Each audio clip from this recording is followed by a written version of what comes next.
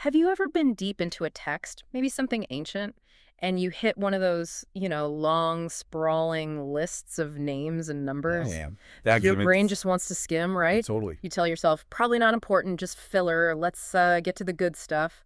We've all been there. Absolutely.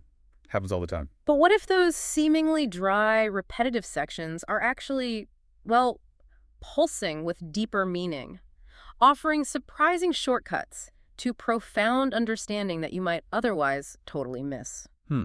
Interesting way to put it. Shortcuts. Yeah. So today, we're going on a deep dive into precisely one such section, Genesis chapter 11, verses 10 through 15. It lays out the genealogy of Shem. Right. The specific lineage after Babel. Exactly. We're going to explore how a closer look at the original Hebrew text reveals these incredible layers of theological significance. It transforms what you might normally gloss over into, well, a powerful, vibrant narrative. A narrative of order, promise, and divine continuity.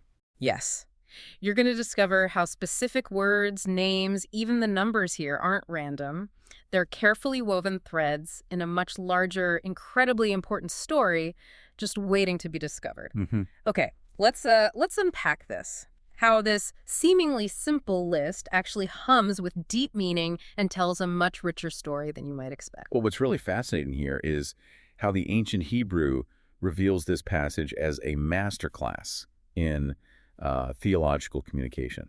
It's far more than just a simple record of lineage. More than just names and dates. Way more. It's a deliberate crafting where the structure and, subtle details, they communicate profound truths, not just historical facts. Theology in disguise, I really like that framing. Because I have to admit, when I first see these are the generations of, right after the chaos of Babel, my instinct is often, to quickly move on. Sure, that's natural. But you're suggesting that phrase itself is actually a profound signal, like, hey, pay attention. Absolutely. Yeah. That very first phrase, delete, told you. Well, it told you. Right.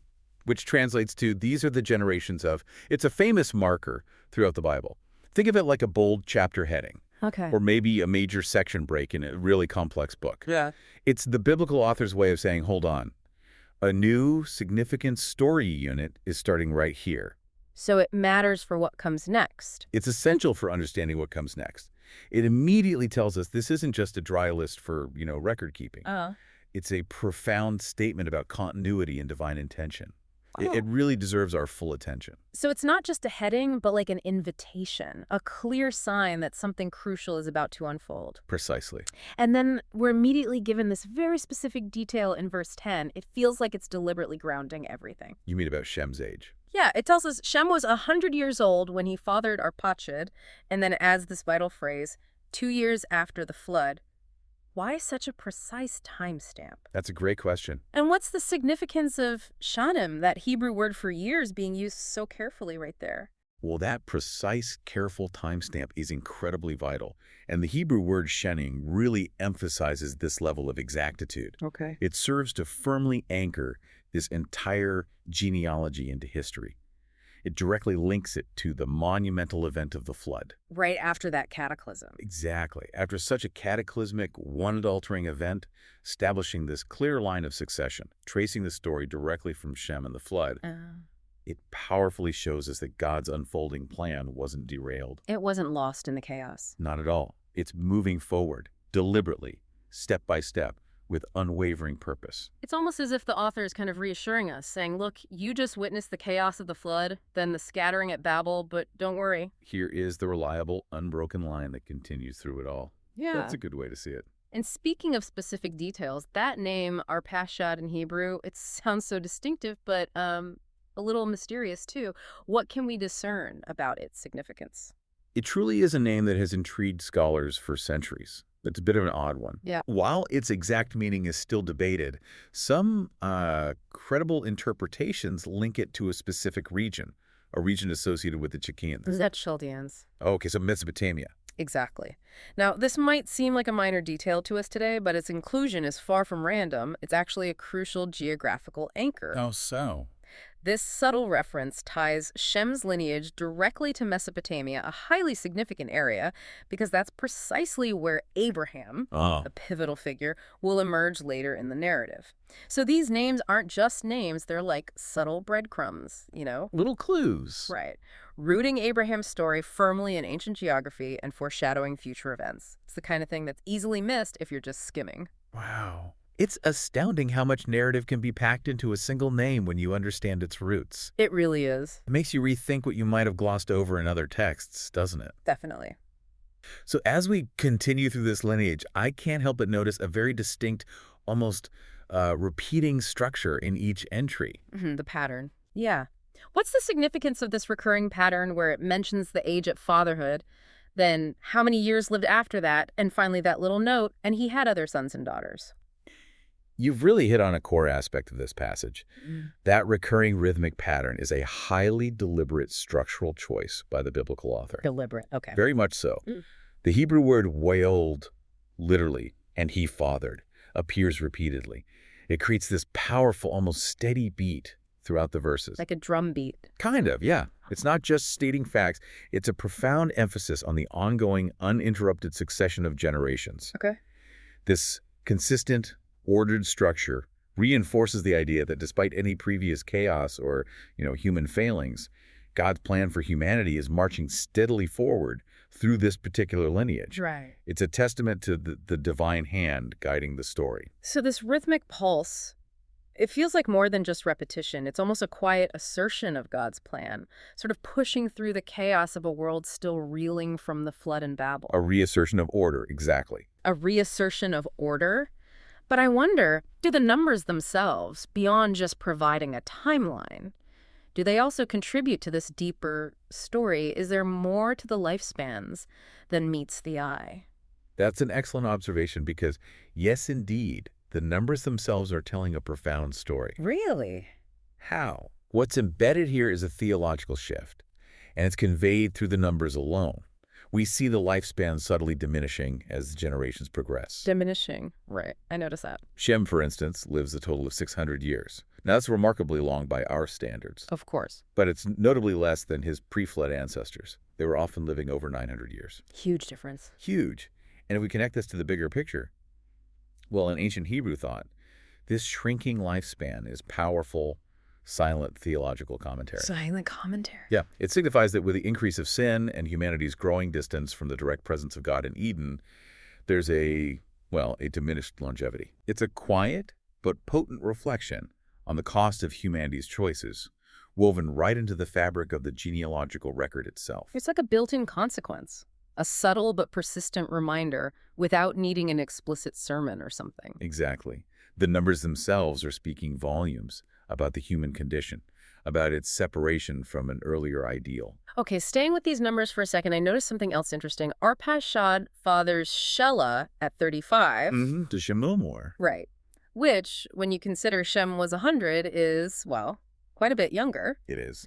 Does that particular age hold significance, or does it just sort of reinforce this reassertion of order we've been talking about? It absolutely reinforces that sense of reasserted order. The Hebrew for 35, Shelah. Yeah. It, just as you noted, the numbers themselves almost punctuate the rhythm of the text. It makes it very measured, very ordered. Yeah. After the global disorder of the flood and the, let's say, linguistic chaos of Babel, this careful, almost methodical progression of generations serves to quietly, yet powerfully, reestablish order.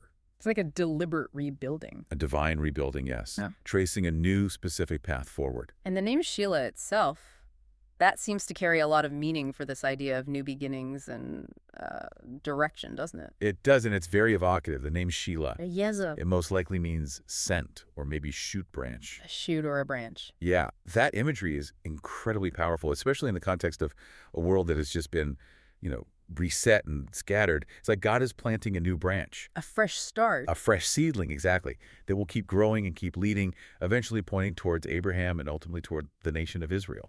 Always connecting forward. It symbolizes a new beginning, the continuation of a divine promise, a fresh start growing out of this established, unbroken lineage. It's hope in the form of a name. So, bringing all these elements together then, it becomes incredibly clear that this genealogy does so much more than just list names. Oh, much more. It powerfully reasserts order after the chaotic disorder of Babel. It's a quiet but incredibly persistent statement of divine purpose. It truly is. And you can almost hear that steady beat of divine continuity in phrases like lived, fathered, and after, that's array in Hebrew. Aware. It's like God is quietly saying, kingdoms may build their flashy towers at Babel and scatter, but my plan marches on. Step by step, generation by generation, through this chosen line. Exactly. It's an assurance of an unwavering purpose. And it's all centered on this seemingly simple, humble act of, well, bringing forth life, isn't it? That's the core. Nothing grand or flashy, just the consistent rhythm of generations. Precisely. The Hebrew verb yalad, to give birth, to bring forth, that's at the heart of this entire passage. Yeah. It illustrates how God's line of promise keeps working through it all through the most fundamental and humble acts of humanity. In stark contrast to the, defiant ambition of the Tower of Babel, which was all about human glory and spectacle. Right. Look at us. We see here humble fathering, humble living, humble repeating. But in these Hebrew rhythms, these seemingly simple details, you can hear God's faithfulness drumming steadily. Quietly, persistently onward. Yes, building towards something monumental. So, what have we truly uncovered in this deep dive into Genesis 11.10 to 15? We've seen how what might appear to be just a dry list is actually, well, a masterclass in theological communication. Absolutely packed with profound meaning and divine intention. From that structural marker to Leju signaling a new vital story unit, The chapter heading? to precise timestamps using Hanim, to names like Arphaxad rooting the narrative geographically. And Shelah symbolizing a new shoot of promise. And even the diminishing lifespans offering that subtle but powerful commentary on the consequences of humanity's choices. Right, the theology hidden in the numbers. This passage reveals an incredible story. It's about order reasserted after chaos, the subtle weaving of humanity's journey away from divine presence into the narrative itself. And most importantly, God's enduring promise and faithfulness carrying humanity's story forward, generation by generation. All through what often appear to be humble, repetitive acts. It reminds us that God's plan isn't always about grand, visible spectacles alone. Sometimes it's about the quiet, consistent work through individuals and their faithful lineage. This isn't just about ancient history then, is it? It's a powerful lesson in how profound meaning can be embedded in what we often overlook. Absolutely. Showing us that even in chaos, there's a quiet, persistent order unfolding. Driven by an unwavering purpose that stretches across millennia. Yeah, it's quite profound when you dig into it. So here's a thought for you, the listener, to carry forward. Next time you encounter a list or maybe a sequence of numbers, whether it's in an ancient text, a historical document, or even, say, a modern data set, what patterns or hidden narratives might you be overlooking that are quietly shaping the bigger picture? What chapter headings or drumbeats of continuity are waiting there to be discovered just beneath the surface? Yeah, things that could reveal a whole new dimension of understanding. Something to think about.